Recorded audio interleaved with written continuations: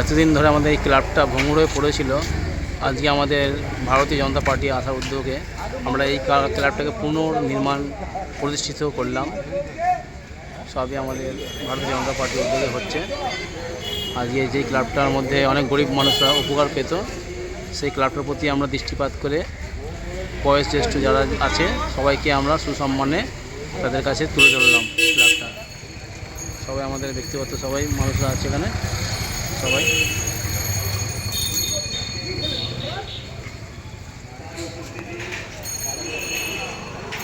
গলির ভেতরে আমাদের ক্লাব, এটা আমাদের ব্যানার পড়ছে, খুব সুন্দরভাবে লাগছে আমাদের ক্লাব।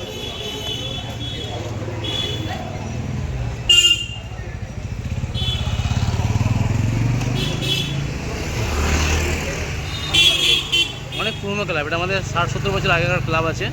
এই ক্লাবের মধ্যে অনেক অনেক কালচার হতো, সবাই জানে। আজকে এই ক্লাবটা আমরা পুনর্নির্মাণ করে সবার মুখে হাসি ফোটাতে পেরেছি, এটা আমরা গর্বিত।